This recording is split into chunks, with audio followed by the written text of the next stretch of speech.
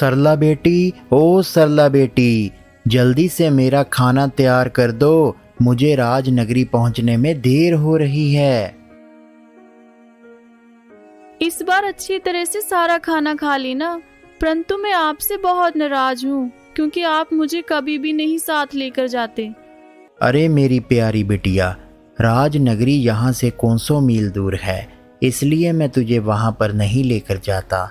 परंतु तुम चिंता मत करो, मैं तुमसे वादा करता हूँ कि अगली बार मैं तुम्हें वहाँ पर ज़रूर लेकर जाऊँगा। अब मुझे जाना होगा, तुम अपना ख्याल रखना।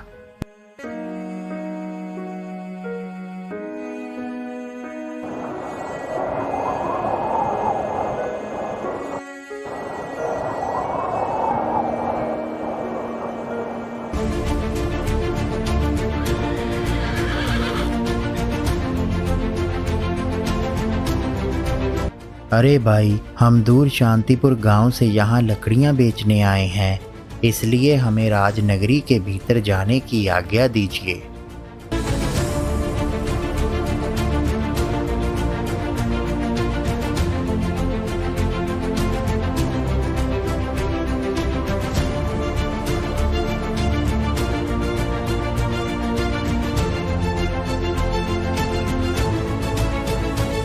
अरे वाह मोहन, इस राजनगरी की सुंदरता को देख मैं तो हक्का बक्का रह गया हूँ भाई। यहाँ तो बहुत सारी दुकानें हैं, आशा करता हूँ कि हमें लकड़ियों का अच्छा दाम मिलेगा। यही तो खासियत है इस राजनगरी की, यहाँ पर लकड़ियों का 3 गुना दाम मिलता है। तुम देखना, आज हमें ढेर सारे सिक्के मिलेंगे। चलो, वो रही लकड़ियों की दुकान, अभी इन्हें ले जाकर वहाँ बेचते हैं। अरे भाई, कैसे हो तुम? देखो देखो, इस बार मैं बहुत सारी लकड़ियाँ लेकर आया हूँ। अरे तो देर किस बात की है भाई, जल्दी से इन्हें उतार कर यहाँ रखो।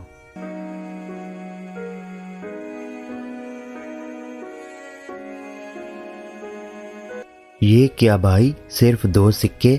इतनी सारी लकड़ियों के तो कम से कम 50 सिक्के मिलने चाहिए। कहीं तुम मेरे साथ मजाक तो नहीं कर रहे? क्या तुम्हें नहीं मालूम, कुछ दिन पहले ही राजा का देहांत हो गया था।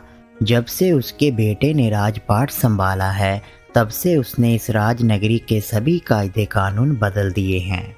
अब हमारे नए राजा का आदेश है कि जो भी यहाँ सामान बेचने आता है, उसे सिर्फ 2 सिक्के ही दिए जाएं। क्या कहा तुमने? ये कैसा न्याय है? हम ये उम्मीद लेकर यहाँ नहीं आए थे। हमें नहीं चाहिए तुम्हारे ये 2 सिक्के। हमारी लकड़ियाँ हमें वापस लौटा दो, हम यह सौदा नहीं करेंगे।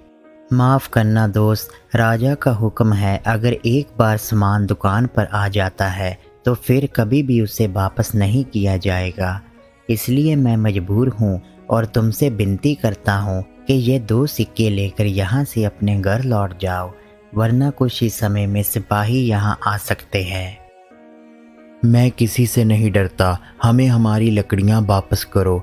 हमें पूरे 10 दिन का वक्त लगा है इतनी सारी लकड़ियों को काटने के लिए, और तुम कहते हो कि 2 सिक्के ले लो और यहाँ से चलते बनो। मैं ऐसा हरगिज़ नहीं करूँगा।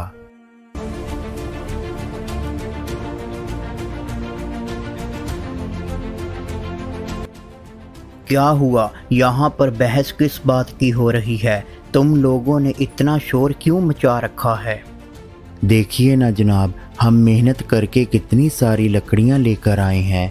इसका मूल्य तो कम से कम 50 सिक्के होना चाहिए, परंतु इस दुकानदार ने हमें सिर्फ 2 सिक्के ही दिए हैं और कहता है कि यहाँ के कायदे कानून सब बदल चुके हैं।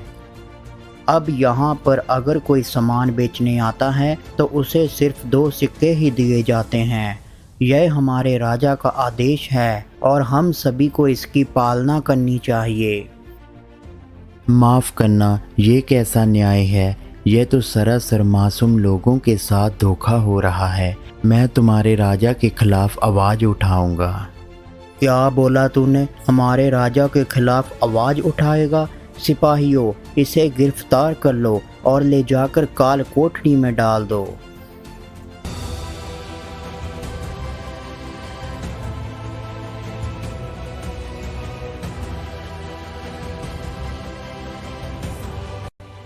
अरे बाप रे, ये क्या हो रहा है? हमें जल्दी से यहाँ से निकलना होगा, वरना ये लोग हमें भी गिरफ्तार कर लेंगे। चलो चलो भाई, यहाँ से निकलते हैं।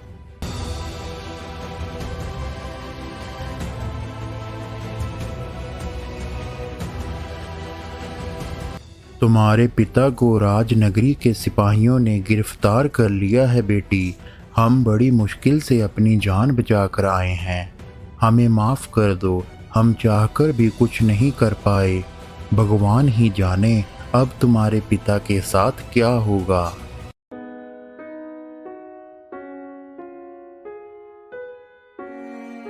नहीं, ऐसा नहीं हो सकता। पिताजी तो हर साल वहाँ लकड़ियाँ बेचने जाते हैं, परंतु इस बार ऐसा क्या हो गया कि उन्हें गिरफ्तार कर लिया। जरूर उनके साथ कोई नाइंसाफ़ी हुई है। नहीं नहीं, मैं पिताजी को हवालात में नहीं रहने दूंगी। मैं उन्हें वापस लेकर आऊंगी। हीरा, तुझे तो राजनगरी जाने का रास्ता मालूम होगा। क्या तू मुझे वहाँ ले जा सकता है? तो ठीक है, हम आज शाम को ही राजनगरी की ओर बढ़ेंगे।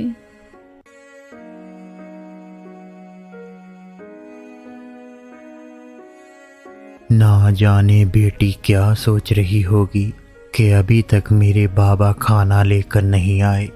कैसा बाप हूँ मैं, बेटी को सुख देने की बजाय यहाँ इस खुफिया सुरंग में कैद हो गया। हे भगवान, मेरी बेटी की रक्षा करना।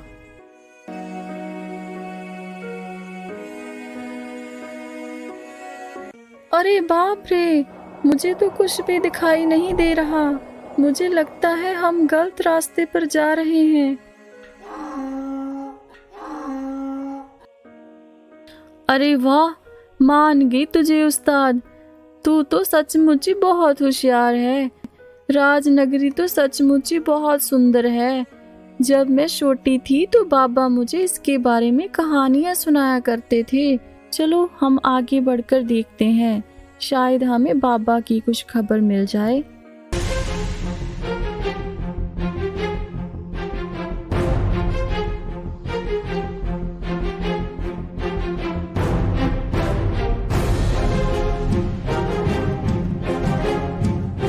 अरे वह देखो, कारागार। जरूर इन्होंने हमारे बाबा को यहीं पर बंदी बनाकर रखा होगा, परंतु इसके अंदर जाना तो खतरे से खाली नहीं है। दिन में तो कदापि नहीं।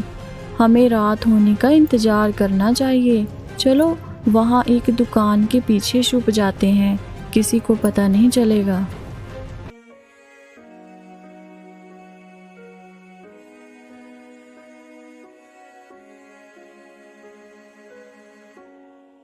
अब रात बहुत हो चुकी है और मैं कारागार के भीतर जा रही हूँ। अगर मैं कल तक वापस लौट कर नहीं आई तो मेरा इंतज़ार मत करना। तुम अपने घर वापस लौट जाना। मुझे तुम्हारी बहुत याद आएगी। अच्छा, चलती हूँ दोस्त। अगर भगवान ने चाहा तो फिर मुलाकात होगी।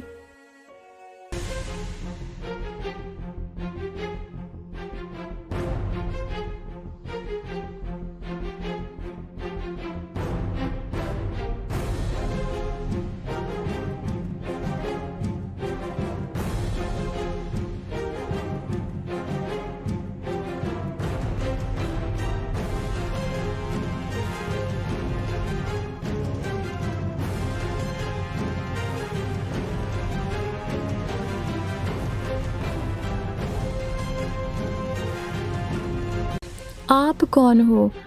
क्या आपको मालूम है कि मेरे पिताजी कहाँ होंगे? मैं उन्हें ढूंढने के लिए चुपके से यहाँ आई हूँ। सुना था कि उन्हें सिपाहियों ने कारागार में रखा है। बेटी, मैं इस राजनगरी का राजा हूँ। मेरे बेटे ने लालच में आकर मुझे कारागार में हमेशा के लिए कैद कर दिया और सारी प्रजा के सामने मुझे मृत्यु घोषित कर दिया। उसके बाद उसने खुद राजा बनकर राजनगरी के सारे कायदे कानून बदल दिए, लोगों पर अत्याचार करना शुरू कर दिया आज तक जिसने भी उसके खिलाफ आवाज उठाने की कोशिश की उसे हमेशा के लिए एक खुफिया सुरंग में कैद कर दिया। तुम्हारे पिताजी भी उसी सुरंग में कैद होंगे, परंतु मैं तुम्हारी मदद कर सकता हूँ। मुझे वहाँ जाने का रास्ता मालूम है, वो रही इस ताले की चाबी। अगर तुम मुझे रिहा कर सकती हो तो मैं तुम्हें तुम्हारे पिताजी के पास ले चलूँगा।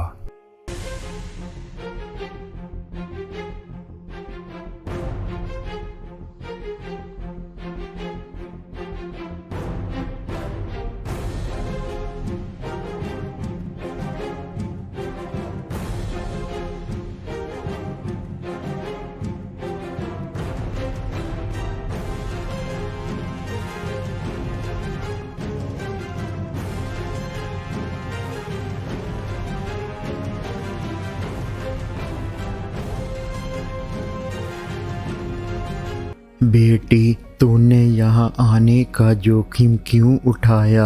अब यह राजनगरी पहले जैसी नहीं रही। यहाँ इंसानों के रूप में दरिंदे रहते हैं। अगर तुम्हें कुछ हो गया तो मैं तो जीते जी मर जाऊंगा बेटी। अरे भाई, ये तो हमारे राजा साहब हैं। इसका मतलब राजनगरी की प्रजा के साथ बहुत बड़ा धोखा हुआ है। हमें अब जल्दी से यहाँ से निकलना होगा, वरना हम पकड़े जाएंगे।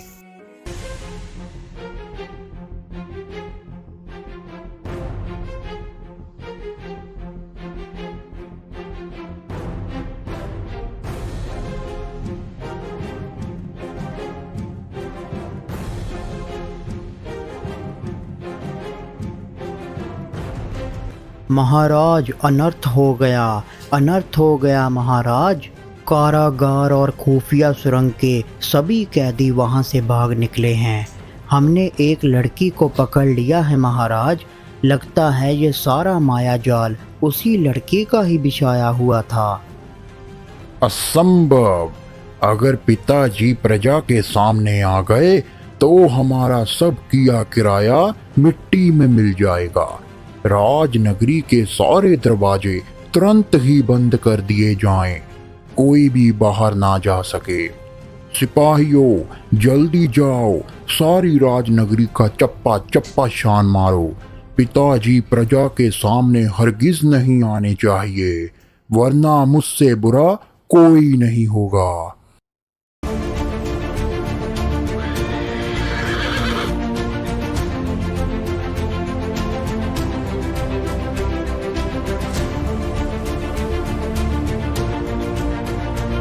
तुम्हारी इतनी हिम्मत कि तूने राजनगरी के कैदियों को रिहा करवाया। अब तुझे कठोर दंड दिया जाएगा। अगर मुझे ये दंड राजा के हाथों मिले तो मैं इसे खुशी से स्वीकार करूंगी। परंतु तुम राजा नहीं हो, हमारे महाराज अभी जिंदा है। सुनो प्रजावासियों, आज मैं आप सभी को एक सच्चाई बताने वाली हूँ। इसने हमारे महाराज को कारागार में बंदी बनाकर रखा था और प्रजा को बोल दिया था कि उनकी मृत्यु हो चुकी है। यह बस केवल एक पापी है जो बेकसूर लोगों पर अत्याचार करता है। आप सभी से मेरा निवेदन है कि इसे राजनगरी का राजा मत मानिए। महाराज जिंदा है? क्या महाराज जिंदा है?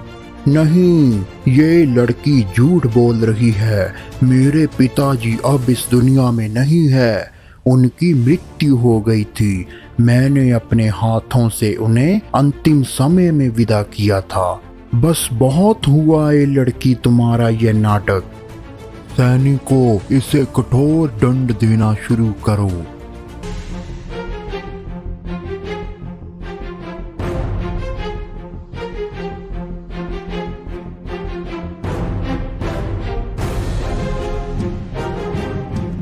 रुको, इस लड़की को छोड़ दो। खबरदार, अगर किसी ने इस लड़की को छुआ भी तो मुझसे बुरा कोई नहीं होगा। नहीं, ये झूठ नहीं बोल रही।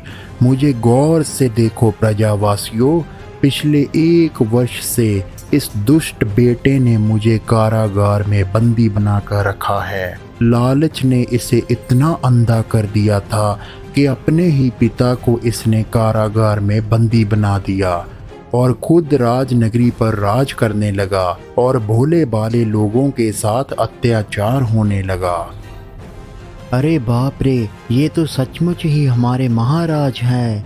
महाराज की जय हो, महाराज की जय हो, महाराज की जय हो, महाराज की जय हो, महाराज की जय हो, महाराज की जय हो।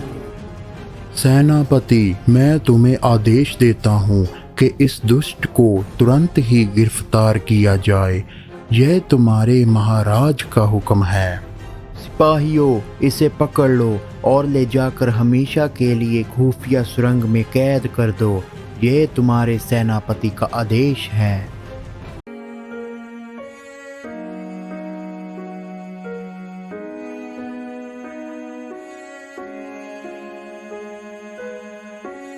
बेटी, आज तुम्हारी वजह से एक बार फिर राजनगरी में खुशियों की लहर आई है। आज के बाद सभी व्यापारियों को 3 गुना दाम मिलेगा और सभी फिर से मिल बांट कर खाएंगे। कभी भी भोले भाले लोगों पर अत्याचार नहीं होगा। सभी को एक जैसा खाना मिलेगा और कोई भी भूखे पेट नहीं रहेगा। इस राजनगरी को एक बार फिर से हरी भरी बनाने के लिए तुम दोनों का लाख लाख शुक्र है। मैं तुम दोनों का सदा आभारी रहूंगा।